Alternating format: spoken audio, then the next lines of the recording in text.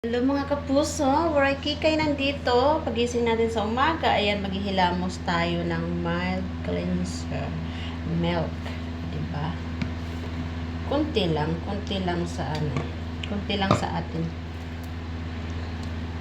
Magkakasya lang sa ating mukha. Kasi malaki yata yung mukha ni Kikay.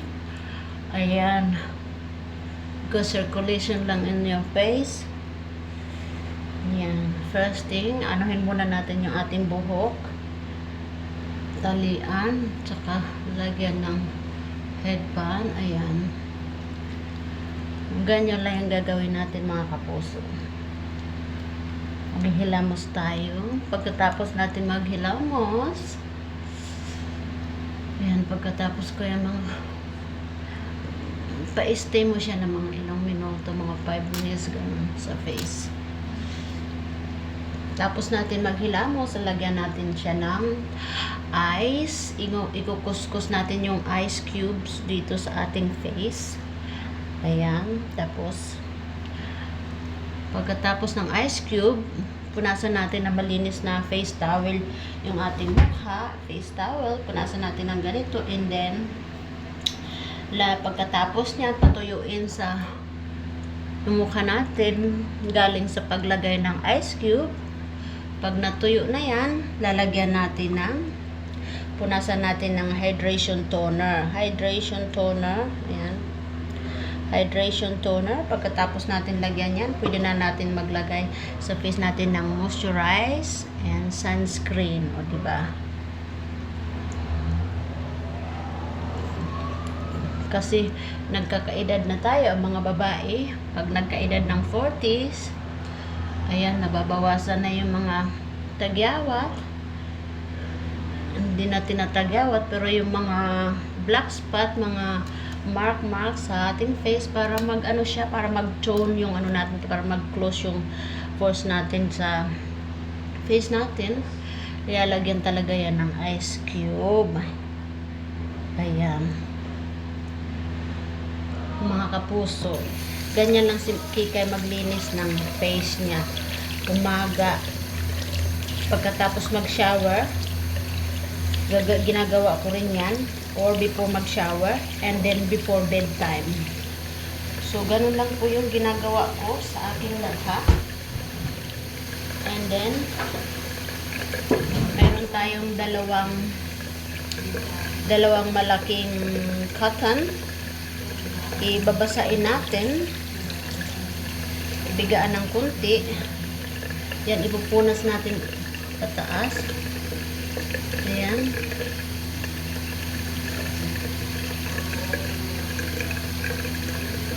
Ayan, o diba, hindi siya masyadong makalat yan sa mukha. O diba, gawin mo ito uli.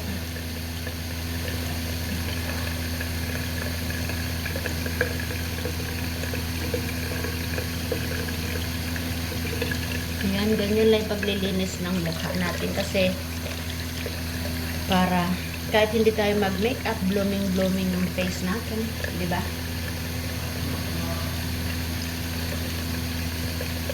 So, di ba? Ganon si Waray Kikay maglinis ng kanyang mukha, messy. messy ang tubig. Tignan mo. Tayo na natin yung gripo kasi mahal ang bayad ng tubig. Balik na rin natin yung cotton. O, diba? Tapos, pagkatapos natin punas sa katawan, pwede natin siya ipunas dito sa ano ng gripo. Hawakan ng gripo, tapos punasan natin yung mga paligid. Itapon na natin. Diba? Napakinabangan natin ang cotton, diba? Nilinis din natin sa dito sa sink. Ngayon, kukuha na ako ng ice cube. Kuha na ako guys ng ice cube. Yan. Kahit konting ice cube lang. Asa na ba yung? Buti na lang maraming ice cube dito guys. Lagyan natin yung face natin. Para ipupunas natin sa ating face. Ayan guys. Oh. Ayan.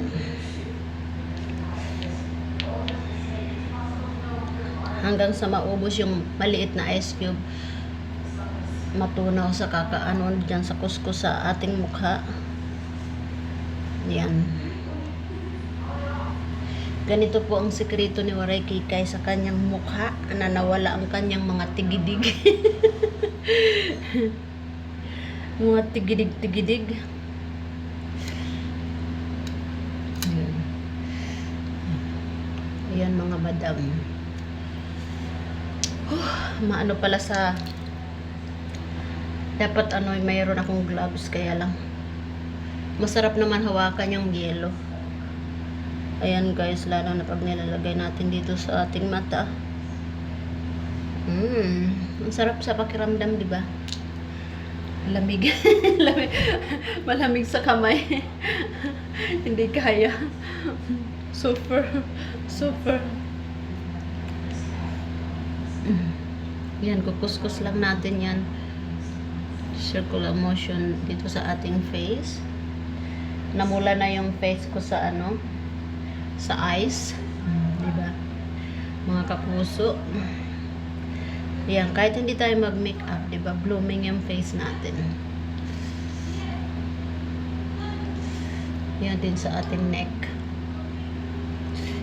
Ganyan, aray ko. Minsan, kailangan may time tayo sa ating sarili. Kasi, ganyan. Si Waray Kikay nagpapa-beauty. Aray ko, nalaglag na yung yellow. Tapos na. Ngayon, itong ipupunas ko siya dito sa liig. Tapos kukuha ako ng cotton again. Para ipunas ko sa basa kong mukha from the ice cubes. Patuyuin natin yan, mga kapuso. Nambulan na siya sa ice. Naluto na yung mukha ko sa ice. Ayan. Para maano yung skin natin. O, ipunas natin kung saan-saan pa mapunasan. Yung tainga natin, o diba? Ganyan ang paglinis ng ating sarili. Ngayon, lalagyan na natin siya ng asa na yung aking dry na siya, lalagyan ko siya ng moisturizer.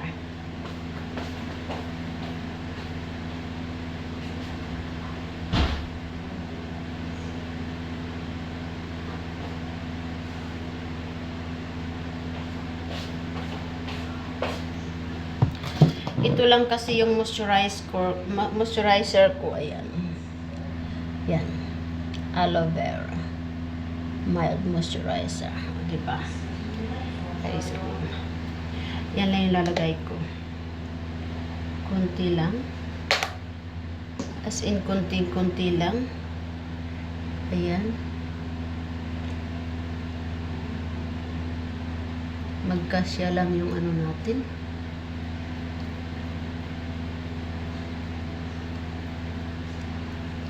Basta pag natuyo na yung mukha natin, pwede na yan lagyan ng moisturizer.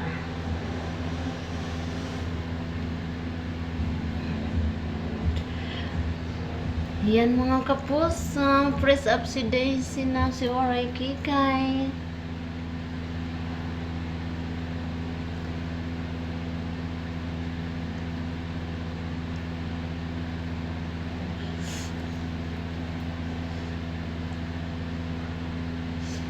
Lalo na yung liig ko kasi marami na siyang guhit-guhit. Pero noong pa man maliit pa ako, talagang may guhit-guhit na yan siya dyan. Para ba yung kay Bino Morales liig, di ba may guhit-guhit? Nagbanggit pa talaga ng artista. Oo. May guhit talaga yung liig ko. Kahit noon pa yan.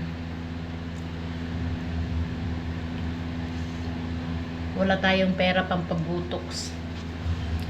Kaya okay na. Tapos ngayon lalagay tayo ng face cream, sunscreen. Ayan. Kasi si Kikay hindi lumalabas ng bahay hanggat wala yan. O diba?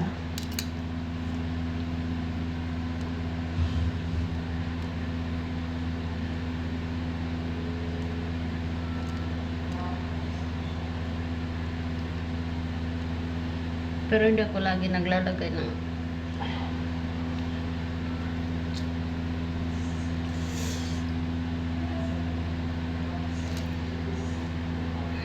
diba? Patuyuin muna natin ng konti yung moisturizer. Wala kasi akong toner. Pag nakabili na ako ng toner, hindi pa kasi ako nakabili. Ayan. Kung ano lang yung mayroon dito sa bahay. Ayan. Ayan, sunscreen yan nilagay ko. Kasi pag araw, kailangan natin mag-sunscreen. Protect sa ating skin para hindi magkaroon ng dark spot, diba?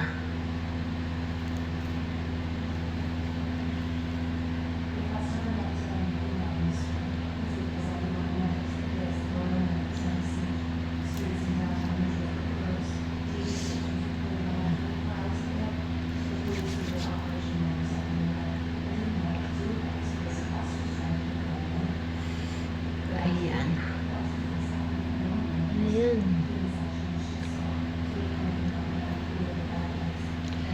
Ayan na si Waray Kikay. Thank you mga kapuso. Puso naman dyan. Tapos na ako naglinis ng mukha and then punta na ako sa kusina mag-almusal. Haha.